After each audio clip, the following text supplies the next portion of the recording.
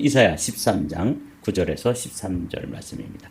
주님의 날이 온다. 그런 제목으로 오늘 말씀 좀 나누도록 하죠. 먼저 9절 말씀입니다.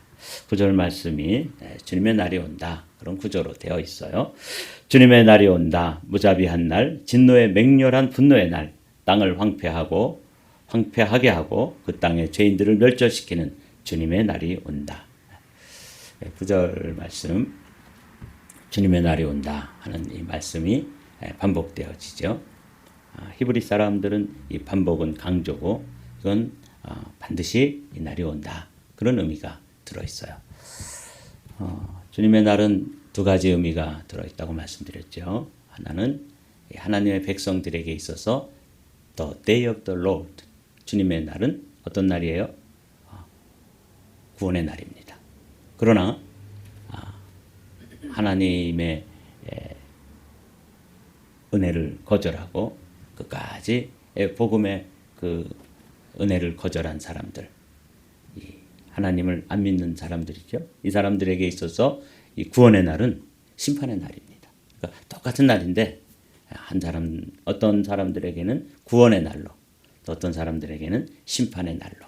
그래서 이제 이사야서가 66장으로 되어 있는데 12장까지는 유다에 대해서 하나님이 경고하신 말씀을 주신 거고, 이 13절부터 23절까지는 놀랍게도 이스라엘이나 또 남유다에 관해서 주신 말씀이 아니고 그 주변에 있는 나라들, 바벨론이라든지 뭐 아수르라든지 그 주변에 있는 이방 나라들에 대해서 이 말씀이 경고의 말씀이에요.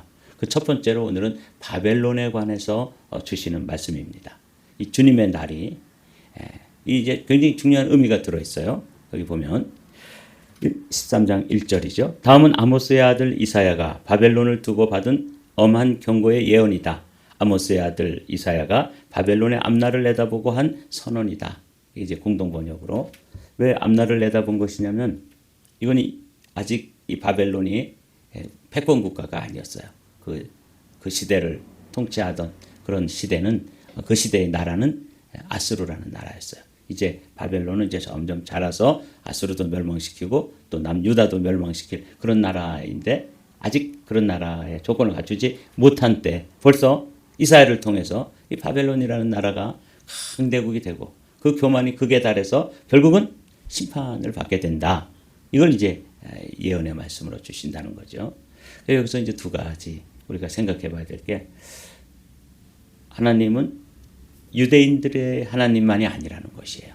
그러니까 우리가 생각할 때 하나님은 이스라엘의 하나님이고, 그리고 그 나라의 백성들의 죄를 늘 관심 가지고 또 바르게 살면 기뻐하시고, 죄를 지으면 거기에 대해서 심판하시고, 이렇게 이제 좁게 생각하는데, 이사야를 통해서 바벨론이라는 나라, 아수르라고 하는 나라, 그 이방 나라들에 대해서도 하나님은 역사의 주인이시기 때문에 심판하신다. 이 놀라운 말씀이죠.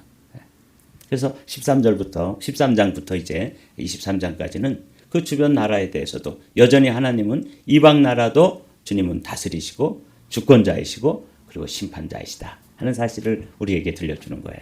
그러니까 지금도 이 시대도 하나님께서는 꼭 하나님을 잘 믿는 나라의 하나님만이 아니에요.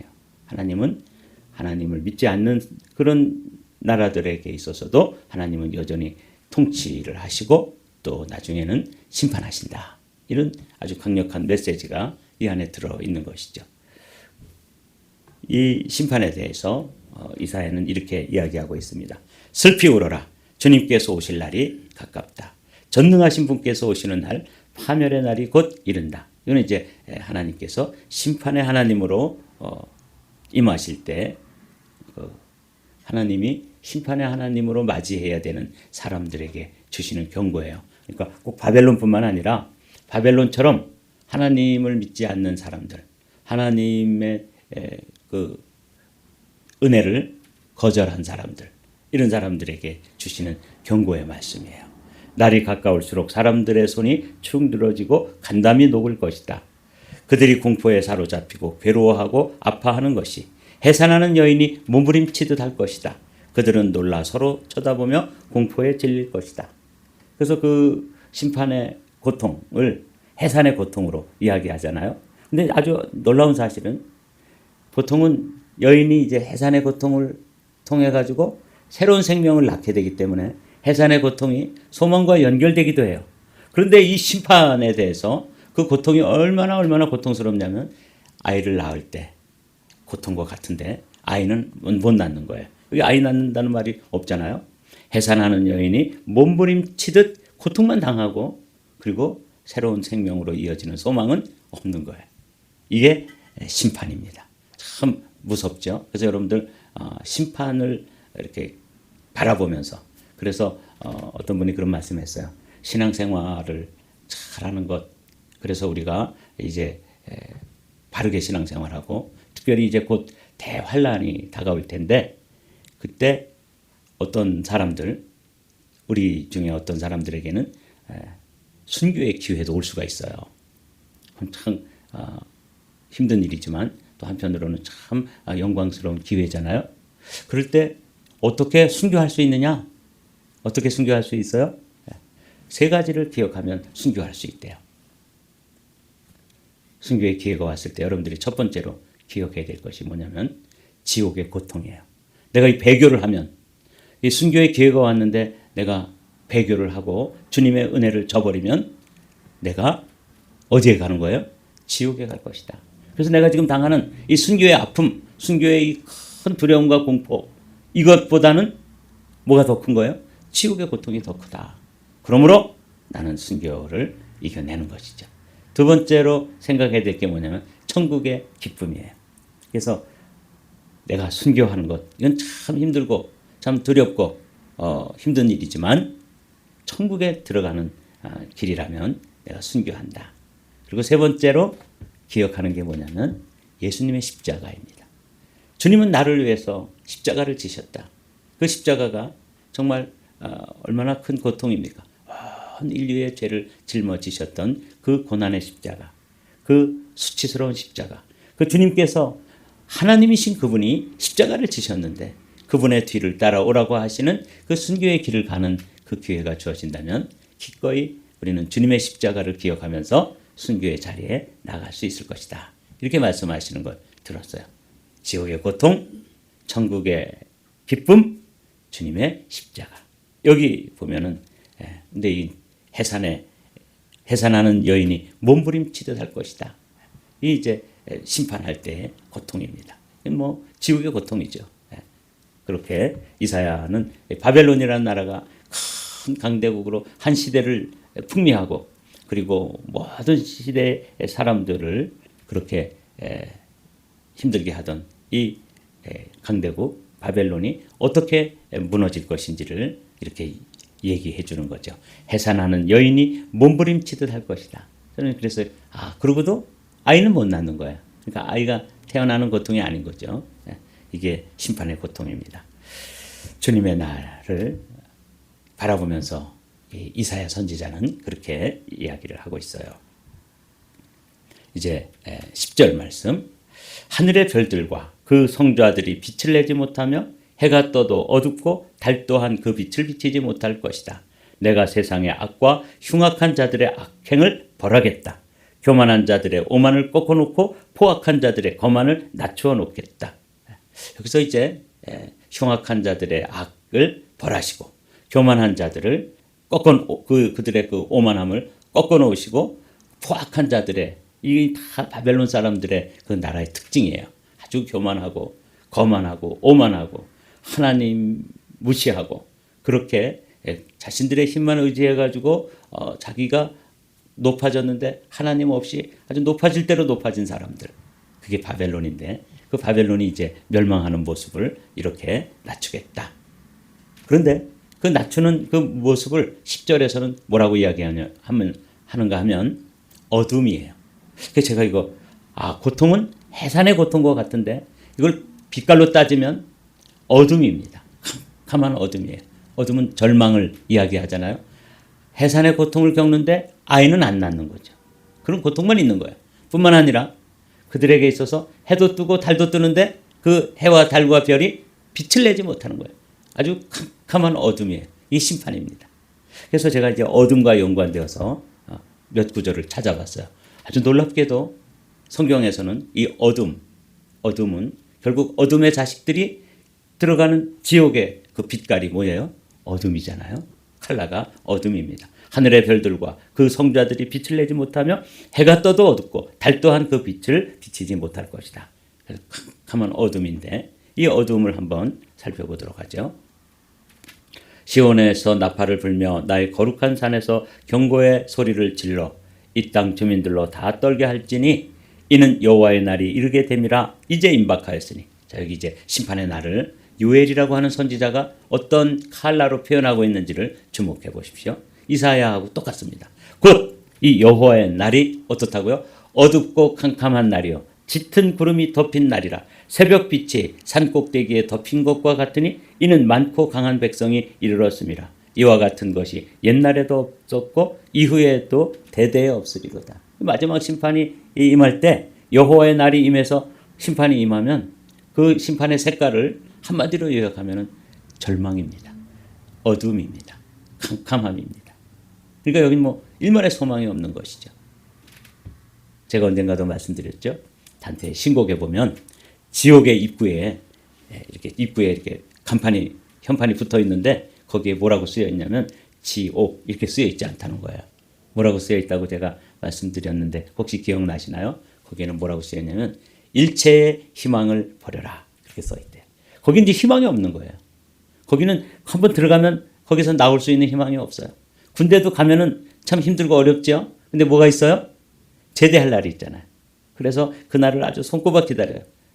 그래서 고참들은 이제 제대가 한 100일 남았다. 그러면 새로 들어온 신병 있잖아요. 신병한테 가르쳐줘요. 야, 나 이제 100일 남았어. 잘 기억해도. 그렇게 딱 이제 얘기한 다음에 신병을 놀려먹는 거예요. 그 다음날 또 물어봐요. 야, 나 며칠 남았지? 다 알면서 99일 남았습니다. 그러면 또 이제 며칠 있다 또 물어봐. 야, 나 며칠 남았더라? 80일 남았습니다. 이게 소망이잖아요. 그죠? 그 새로 들어온 신병한테는 이 사람은 이제 100일에서 90일, 90일에서 80일 점점 줄어드는데 자기는 앞날이 캄캄하죠. 그래도 뭐가 있어요? 국방부 시계는 거꾸로 매달아도 돌아간다. 그런 말이 있어요. 그러니까 아무리 힘들고 어려워도 국방부 시계는 돌아가기 때문에 무슨 날이 오는 거예요? 제대하는 날이 오는 거예요. 그래서 국방부 시계는 거꾸로 매달아도 돌아간다. 그러면서 그냥 힘든 거 참는데 이 지옥, 이 심판, 이건 한마디로 말하면 소망이 없는 거예요. 거꾸로 매달으면 안 돌아가는 거예요. 여기 나오죠? 여호와의 날이 이르게 됨이라. 이 여호와의 날, the day of the Lord라고 번역되어지는 이 날은 캄캄함입니다. 어둡고 캄캄한 날이요 짙은 구름이 덮인 날이라.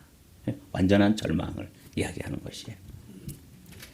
신약 성경에도 똑같이 주님도 또 유다 제자도 그렇게 기록하고 있어요. 그 나라의 본 자손들은 밭갓 어둠에 쫓겨나 거기서 울며 이를 갈게 되리라. 그들에게는 캄캄한 흑암이 영원히 예비되어 있느니라. 그래서 이 심판, 바벨론이 그 당하는 심판의 고통은 해산하는 여인의 고통과 같고 그 고통, 그 절망의 칼날을 정하라 그러면 어둠이다. 오늘 아침에는 여러분들이 야, 심판이 어둠이구나. 근데 이 심판이 뭐와 연관되었냐면 창조의 질서에서 거꾸로 돌아가는 거야. 여기 창세기 1장을 보면 어둠이 나오는데 이 세상이 창조되기 이전이잖아요. 땅은 혼돈하고 공허하며 흑암이 깊음 위에 있고 이 흑암, 이 태초의 흑암으로 돌아가 버리는 거예요. 창조된 이 세상, 이 질서 있고 아름답고 빛과 소망이 있는 이 세상에서 심판은 어디로 돌아가는 거예요? 창조 이전으로 회귀하는 거예요. 그래서 제가 이 어둠이라고 하는 요 한 단어를 이렇게 저렇게 찾아보고 묵상하면서 심판이 정말 두려운 것이구나. 이 심판이 이게 아무것도 아니고 그냥 좀 뭐 견디면 되겠지. 그렇지 않습니다. 여기 보라 내가 땅을 본즉 혼돈하고 공허하며 하늘에는 빛이 없으며 영원한 어둠이에요.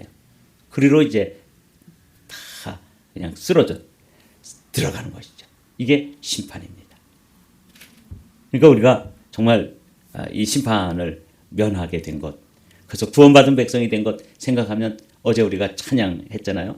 영원히 찬양하는데 구원의 우물에서 물을 길러내는 것처럼 오늘도 길러내서 감사하고 찬양. 내일도 길어내서 또 물을 먹는 것처럼 감사하고 찬양하는 것처럼 정말 얼마나 감사하는지 몰라요. 여러분 천국에 가면 영원히 찬송한다고 그러지 않아요? 그래서 맨 처음에는 야 정말 지루하겠다. 어떻게 맨날 찬송만 부르고 있나 생각해 보면은 여러분 이거는 정말 이 구원이 얼마나 놀라운 건지를 생각하지 못하면 그렇게 생각할 수 있어요. 그런데 이 큰 태초의 어둠 가운데로 다 쓰러져 들어가는 이 심판을 면하게 되었다는 것. 그 한 가지만 기억해도 영원히 찬송하고도 남는 거죠. 그 구원의 감격이. 그래서 이사야는 구원의 우물에서 물을 길러내는 것으로 한 번 길러내는 것이 아니라 계속 물을 길러야 되는 것처럼 우리가 구원받은 것이 그렇게 놀라운 거예요. 근데 우리는 그 감격을 다 잊어버리고 살잖아요.